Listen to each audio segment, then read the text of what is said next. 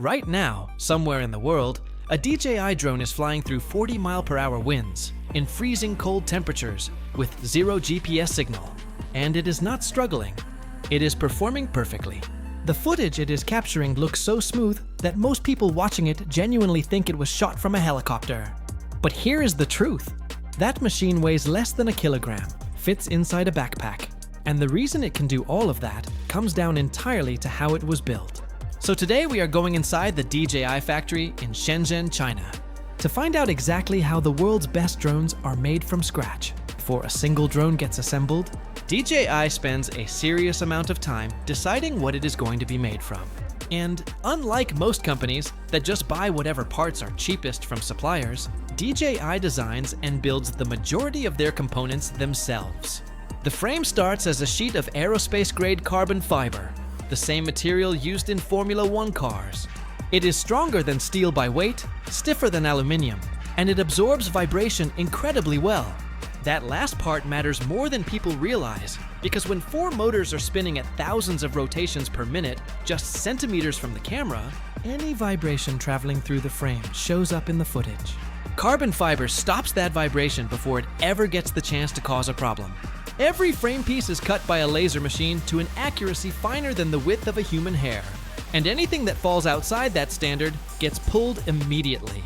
Not sometimes, every single time. Now inside every DJI drone sits a tiny chip called the IMU, the Inertial Measurement Unit. And this chip is the real reason your drone does not just fall out of the sky. It measures the drone's movement, tilt, and acceleration 32,000 times every second. 32,000 readings per second, all being sent to the flight controller, which then makes tiny adjustments to each motor to keep the drone stable. When you hover a DJI drone, and it just sits there in the air like it is locked to an invisible pole, that is the IMU and flight controller working together so fast you cannot even see it happening. And DJI does not buy this chip from another company. They design it themselves. The motors are the same story, built in-house, wound with copper wire so fine it looks like thread, and checked for balance before they ever get fitted. Because at the speeds these motors spin, even the tiniest imbalance creates vibration. And DJI removes that problem at the source, rather than trying to fix it later with software. Walking onto the DJI assembly floor for the first time, the first thing you notice is how calm it is. Rows of robotic arms moving in perfect rhythm, placing components onto circuit boards with an accuracy of 0.025 millimeters.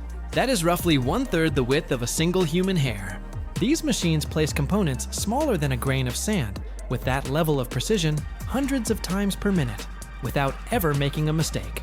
After placement, every board travels through a reflow soldering oven with 11 separate temperature zones, each one controlled to within half a degree. Too hot and solder bridges form between connections that should never touch.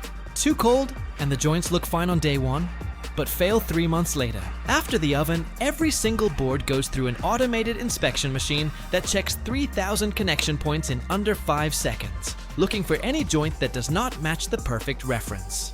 The reject rate at this stage is less than 0.1%, which in manufacturing terms is almost unbelievably good.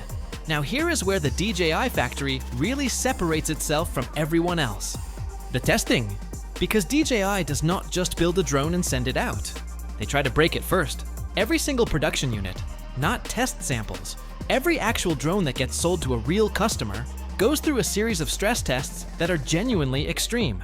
The drone goes into a cold chamber where the temperature drops to -20 degrees Celsius, colder than most places on Earth ever get. And the motors run at full power for 30 minutes straight. Then the same drone goes into a heat test at 60 degrees Celsius, replicating desert conditions, pushing the electronics close to their thermal limits. After that, it goes into a wind tunnel, where fans blast it at 1.5 times its rated wind resistance, and the drone just holds its position, making hundreds of invisible corrections every second. Then comes the part that surprised me most. Every drone gets dropped from 1.5 meters onto a hard surface. It hits the floor, a technician picks it up, powers it on, and it has to pass a complete flight test. If it does, it ships. If it does not, it never leaves the building. After the physical testing, the drone moves into calibration. And this step is quieter than the testing, but just as important. Every drone gets its own individual compass calibration, where a robotic arm rotates it through a full range of orientations, while software maps the unique magnetic fingerprint of that specific unit's sensors. That data gets saved permanently to the drone's memory, which is why a DJI drone knows exactly where it is and which direction it is facing the moment you switch it on. The obstacle avoidance system, which lets the drone automatically fly around objects in its path, runs entirely on a chip inside the drone itself with no internet connection needed, processing what the cameras see and making routing decisions faster than any human pilot could react. And the camera stabilization works on 2 levels simultaneously: a physical gimbal handling the big movements, and an AI layer on top of it cleaning up the tiny vibrations the gimbal misses. 2 systems running at the same time, each catching what the other cannot. That is why DJI footage looks so different from everything else on the market. DJI controls over 70% of the global drone market. And when you understand what happens inside that factory, the reason is obvious. It is not marketing. It is not luck. Every DJI drone that arrives at your door has already survived minus 20-degree cold, 60-degree heat, extreme winds, a drop onto a hard floor, and a room full of radio signals designed to confuse its sensors. It passed every single one of those tests before it ever reached you. The next generation of DJI drones in development right now will map entire environments in 3 dimensions as they fly, coordinate with other drones autonomously, and detect obstacles in conditions where current sensors go completely blind. The factory in Shenzhen is not just making drones. It is building what the future of flight looks like, and it is doing it one perfectly made machine at a time.